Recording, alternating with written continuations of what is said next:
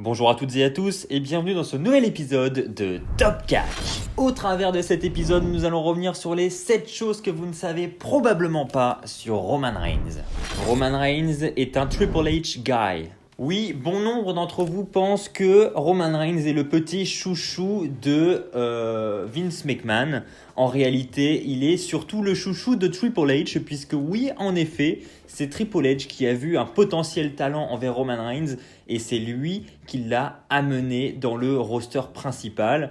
Alors je ne sais pas si vous vous rappelez un petit peu des débuts du Shield, mais c'était une idée qui venait de CM Punk. C'est CM Punk qui avait suggéré cette idée de faire venir 3 superstars de la NXT, d'en faire un clan et de les faire intervenir dans le roster principal.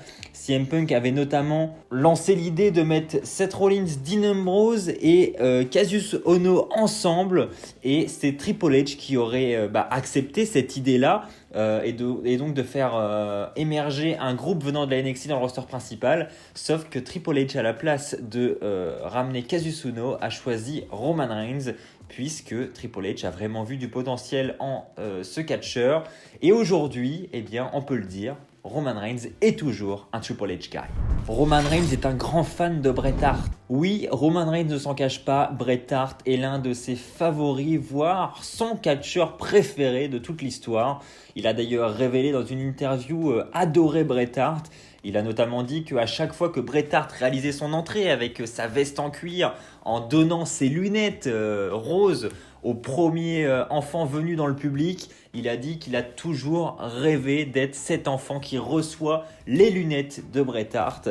Il a toujours dit qu'il avait vraiment énormément de classe dans sa tenue et a toujours donc trouvé Bret Hart comme une source d'inspiration. Et donc Roman Reigns est un énorme fan de Bret Hart.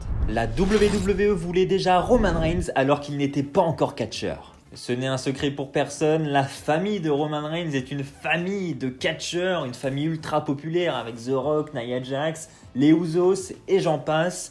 Et c'est de génération en génération, donc évidemment dès qu'il y a un nouveau membre dans la famille, tout de suite on essaie de l'initier au catch et donc de le faire pratiquer et donc d'en faire un catcheur. Et ça n'a pas été le cas de Roman Reigns. Roman Reigns, lui, dès son plus jeune âge, s'est plutôt lancé dans le football américain. Donc il a joué dans des grandes équipes de football, il a vraiment adoré ce sport et ne s'est pas du tout tourné vers le catch. Et d'ailleurs Roman Reigns a dévoilé lors d'une récente interview, que la WWE lui a avoué avoir les yeux rivés sur lui alors qu'il n'était pas encore catcheur. La WWE espérait en effet qu'en vue de son physique, en vue de son gabarit, il se tourne vers le divertissement sportif, vers le catch, plutôt que de rester dans le football américain. Et comme vous le savez maintenant, c'est ce qui s'est passé, donc très très bonne nouvelle pour la WWE. Roman Reigns a des origines italiennes. Oui, c'est un secret pour personne, Roman Reigns fait partie de cette grande famille des Samoans, avec les Usos comme j'ai dit tout de suite, et puis toute cette immense famille, on n'oublie pas également Umaga, Rikishi, etc. Et on apprend en plus de cela que Roman Reigns a également des origines italiennes. Il est moitié samoan, il est moitié italien. Donc son père était samoan et sa mère était italienne. Et donc on apprend que Roman Reigns est donc moitié italien, moitié samoan. Je ne sais pas vous, mais personnellement, je suis assez surpris par cette révélation. Roman Reigns n'a pas toujours été Roman Reigns. En effet, avant d'arriver à la WWE, Roman Reigns est passé par le camp d'entraînement de la WWE, la FCW. Et dans cette fédération, il était alors âgé de 29 ans et il avait un autre nom de catcheur. Il s'appelait tout simplement Leaky. Oui, j'ai bien dit Leaky, et donc il a commencé avec une petite carrière solo où il n'a pas eu vraiment de match très très marquant. Il est tout de suite allé en direction de la division par équipe, mais n'a jamais remporté les titres par équipe de cette fédération non plus. Il est alors retourné en solo et a eu l'un de ses plus beaux matchs de sa carrière. Il a affronté Dean Ambrose et Seth Rollins dans un match triple menace. Et quand on sait ce qu'ils sont devenus tous les trois aujourd'hui, on se dit que ce match, il devait déjà envoyer du rêve à l'époque.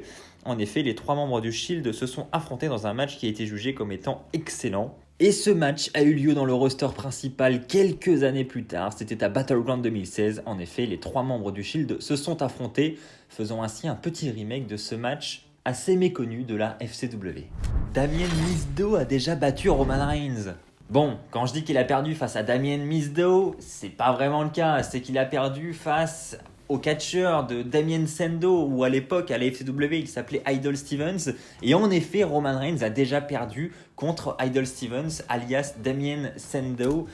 Donc c'est assez surprenant quand on y pense aujourd'hui, c'est pour ça que je voulais vous partager cette anecdote, c'est que Roman Reigns a déjà été battu par un catcheur comme Damien Sandow, quelque chose qu'on n'imaginerait pas aujourd'hui à l'heure actuelle où est arrivé Roman Reigns, tout comme on n'imaginerait pas qu'à l'époque Seth Rollins a déjà subi un tombé de la part de Heath Slater.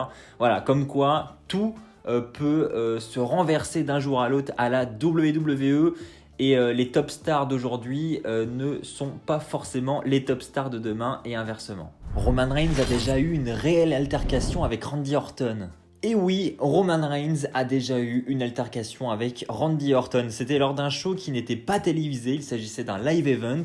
Les deux s'affrontaient dans un match par équipe. Il y avait donc 2 équipes. D'un côté, l'équipe des méchants, on va dire, l'équipe des heels, donc avec Roman Reigns en membre, et de l'autre, l'équipe des gentils avec Randy Orton, donc les faces d'un côté, les heels de l'autre.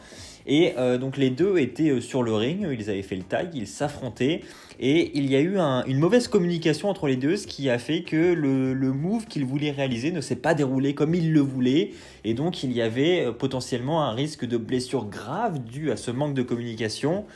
Et donc les deux, lorsqu'ils sont retournés en backstage, se sont violemment échangés des insultes. C'est ce qui a été raconté par les autres superstars, c'était assez violent. Et donc Roman Reigns, lui, était un jeune rookie à l'époque, venait d'arriver. Et on sait ce qui se passe quand des rookies s'attaquent à des vétérans comme Randy Orton, comme John Cena. Ça se passe toujours très très mal. On se rappelle notamment de Dolph Ziggler et Cesaro qui avaient critiqué, je parle notamment pour Ziggler, qui avait critiqué John Cena dans une interview. Ça lui avait valu très très cher. Il avait ensuite vraiment descendu la montagne et était arrivé au bas de la montagne. Il fallait remonter à pied toute la montagne pour réatteindre les sommets, qu'il n'a jamais malheureusement réatteint depuis. Mais voilà, tout ça pour dire que quand on est rookie, il faut éviter de trop s'attaquer aux vétérans parce que si ça arrive aux oreilles du patron, ça peut finir très très mal. Et c'est malheureusement ce qui s'est passé. C'est arrivé aux oreilles de Vince McMahon. Et donc Vince McMahon, comme à son habitude, a voulu punir Roman Reigns, ce qui aurait été une suspension ou ce qui aurait été un dépush, enfin quelque chose comme ça. Mais Triple H s'en est mêlé et a réussi à convaincre Vince McMahon de ne pas le faire.